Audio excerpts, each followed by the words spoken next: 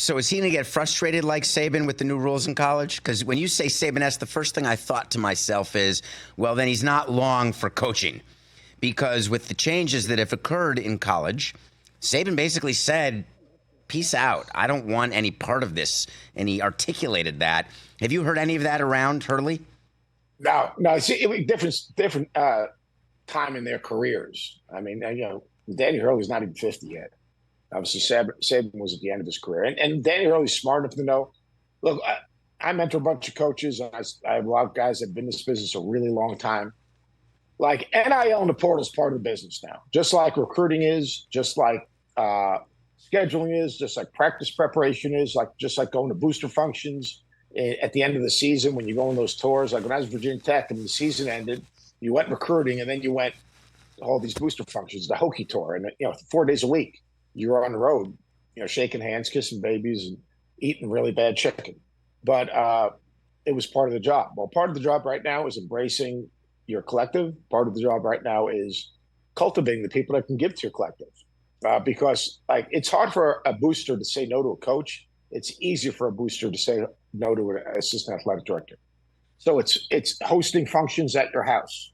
It's getting people behind the curtain and giving people access to you in a different way. It might be giving a speech to someone's business. There are a lot of things that are involved in it, but you either have to embrace it and buy into it and understand this is just the job that you've decided to take, and that's what Danny's done. I mean, he doesn't live in the portal. He's not bringing 7 guys in the portal. He's bringing a piece in.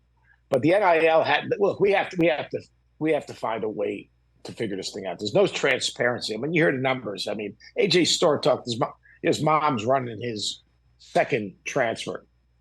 We're starting at $1 million. I guess allegedly Kansas countered with $750, and they said no. He said, well, that's our best offer.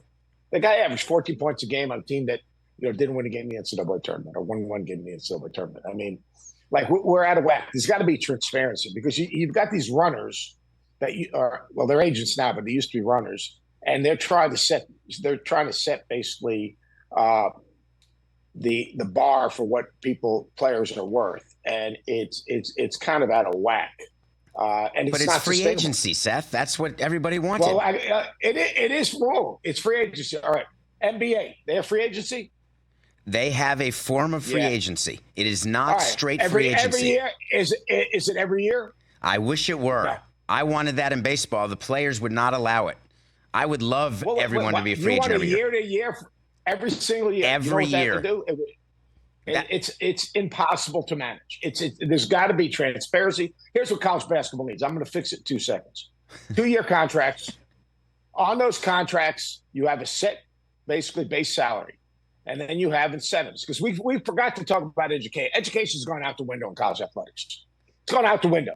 So you have an academic progress incentive. You've got a GPA incentive. You've got a graduation incentive. You've got a community service incentive.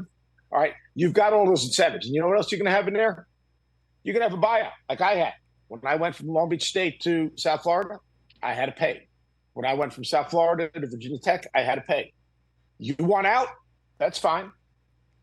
Pay the buyout. But you would just negotiate to get more from where you're going, more than your buyout. All buyouts are is they set the bar of what you need to leave.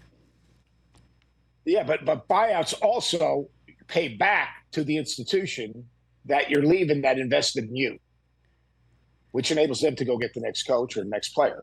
And here's the deal. I mean, so you play for if you sign a 2-year contract at year number 1, you want to leave and you've got a $500,000 buyout. All right, there's a cost of doing business. I think that there's you can leave.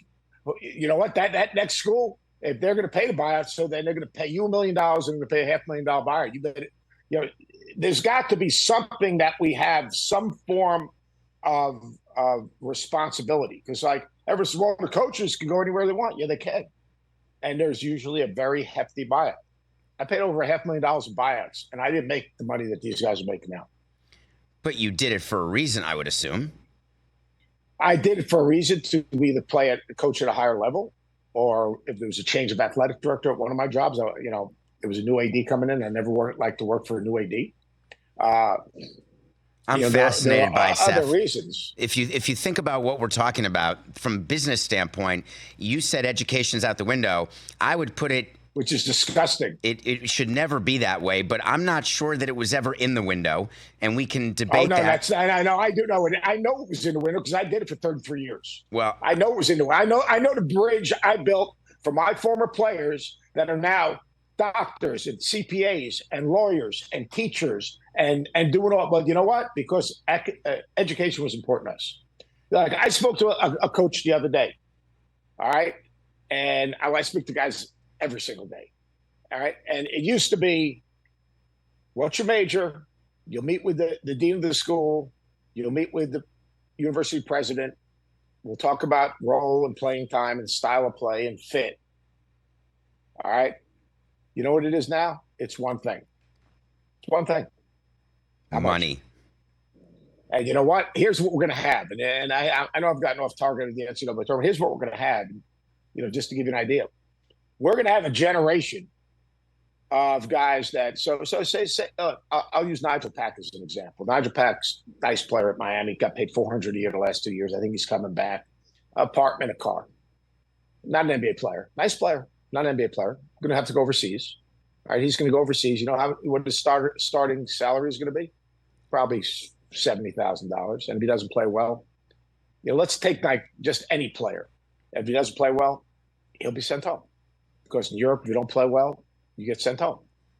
Like we talk about mental health all the time. That's mental health issue. We're setting young people up to fail because we've lost the value of education. We've lost the idea of building a bridge for people to cross to make sure when they take the ball away, they're going to be successful. We've lost a little bit of the fight to get through the tougher times to instead just go.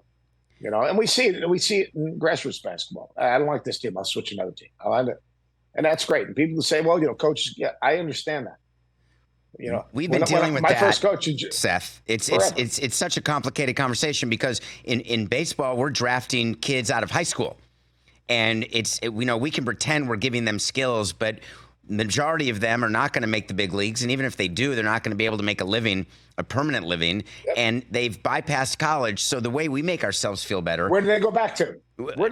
Well, we fund a scholarship. So we actually allow the players when they're drafted. And TJ, I don't know, this was always interesting to me. The number of players we had to feed, we would pay for them to go back to college once their career was over. Really? And so we had to reserve for that in our budget every year. In case a kid wanted to go back to college, we would pay the tuition. How many kids over the years actually chose when their career ended to go back to college to get an education for free? What would be your guess? Every kid who got released? 10%. That is 10%. High.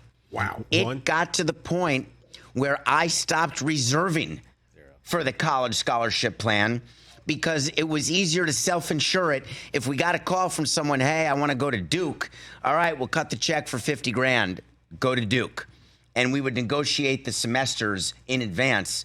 So I agree that education is an issue that has not been dealt with, but we're getting so far away from education. We want to call these kids employees now. You said it when we started, Seth, that they're employees. By definition, if they're employees as an employer, I'm not focused on my employees' education. I already went through their resume. I've hired them. I'm interested in what they'll do for me as an employee. Yeah, but here's the deal. There's got to be a value of, like, the college experience has a value, and if we're doing that, we're cheating young people. We're just cheating, and that's just me. That's a guy that was a career coach that it was important to them. We're cheating them, and we're sending a bad message. And it's like when I was at Long Beach State, one thing I did every year is I went to graduation, even if I didn't have players graduating that year, because Long Beach State back then. It was amazing. It was a university that had a lot of first-generation graduates. All right? And it was like a cool thing to see first-generation graduates.